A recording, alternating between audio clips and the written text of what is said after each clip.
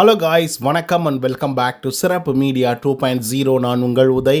இது வீடியோவில் நம்ம எதை பற்றி பார்க்க போகிறோம் அப்படின்னு பார்த்தீங்கன்னா, பிக் பாஸ் சீசன் 9 4வது வாரத்துக்கான 4வது நாளுக்கான மதிய நேர ஓட்டிங் முடிவுகளை தான் இந்த வீடியோவில் முழுசாக பார்க்க போகிறோம். ஸோ இந்த வீடியோக்கு போகிறதுக்கு முன்னாடி நம்மளோட சேனலை சப்ஸ்கிரைப் பண்ணாதவங்க சப்ஸ்கிரைப் பண்ணிச்சுக்கோங்க. பக்கத்தில் ஒரு பெல் ஐக்கான் இருக்கும், அதையும் ப்ரெஸ் பண்ணி ஹாலில் போட்டுக்கோங்க. அப்போ தான் நாங்கள் அப்டேட் பண்ணுற ஒவ்வொரு வருஷமும் உங்களுக்கு நோட்டிஃபிகேஷன் வந்து சேரும்.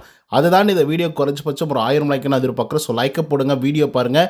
வாங்க இந்த வீடியோக்குள்ள வந்து போகலாம்.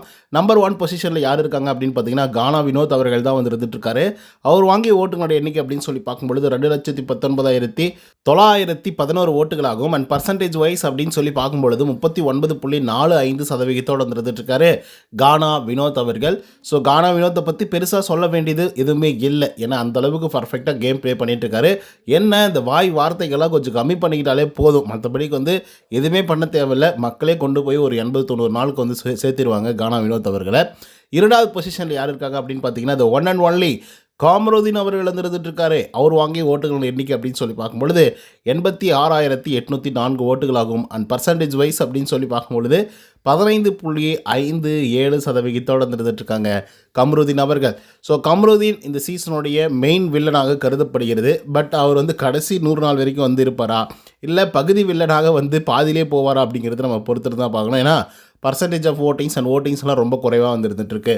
அதுக்கடுத்த 3வது பொசிஷனில் அரோரா சிங்க்லர் அவர்கள் வந்து இருந்துகிட்ருக்காங்க. அவங்க வாங்கி ஓட்டுகளோட எண்ணிக்கை அப்படின்னு சொல்லி பார்க்கும்பொழுது 85,040 ஓட்டுகளாகும். அண்ட் பர்சன்டேஜ் வைஸ் அப்படின்னு சொல்லி பார்க்கும்பொழுது 15.26% வந்து இருந்துகிட்ருக்காங்க அரோரா சிங்க்லர் அவர்கள். ஸோ அரோரா சிங்க்லர் பெருசாக வந்து என்ன பண்ணாங்க ஏது பண்ணாங்க அப்படின்றதெல்லாம் எதுவுமே கேட்காதீங்க. அவங்க நிஜமாகவே பெரிய பெரிய விஷயங்கள்லாம் வந்து பண்ணிட்டு போயிருக்காங்க, ஓகேங்களா. ஸோ அதனால தான் அவ்வளோ வாக்குகள் வந்து வாங்கிட்டு இருக்காங்க. 4th பொசிஷனில் இருந்த அரோரா சிங்க்லர் அவர்கள் இப்போ 3rd பொசிஷனுக்கு போயிருக்காங்க. சொல்லப்போனால் கமருதீனே முந்திர அளவுக்கு இருக்காங்க.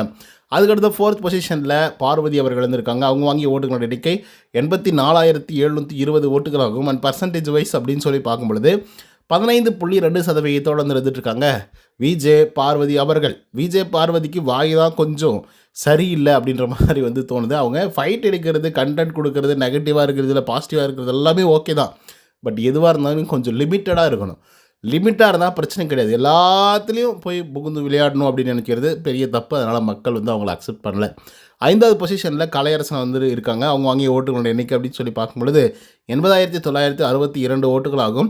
அண்ட் பர்சன்டேஜ் வைஸ் அப்படின்னு சொல்லி பார்க்கும்பொழுது 14.52% இருந்துட்டுருக்காரு கலையரசன். ஸோ இந்த வாரத்துடைய நாமினேஷன் முடிவுகள் வெறும் 5 பேர் மட்டும்தான் வந்திருந்தாங்க. அதில் கலையரசன் இருக்கார், அரோரா சிங்க்லர் இருக்காங்க. அப்படின்ற போதே நமக்கு முடிவாயிடுச்சு, கண்டிப்பாக கலையரசன் போகணும், அப்படி இல்லைனா அரோரா போவாங்க அப்படின்னு சொல்லி. பட் இப்போ கொஞ்சம் அப்படி திருப்பி பார்த்தா பார்வதி போகிறதுக்கான வாய்ப்புகள் இருக்குது. ஓகே மக்களே, இப்போ நீங்கள் சொல்லுங்கள் யார் வெளியே போவாங்க அப்படிங்கிறத கமெண்ட்ஸில் வந்து பதிவு பண்ணுங்கள். இந்த வீடியோ உங்களுக்கு வந்து பிடிச்சிருந்தா லைக் அண்ட் சப்ஸ்கிரைப் பண்ண மறந்துடாதீங்க. நன்றி, வணக்கம்.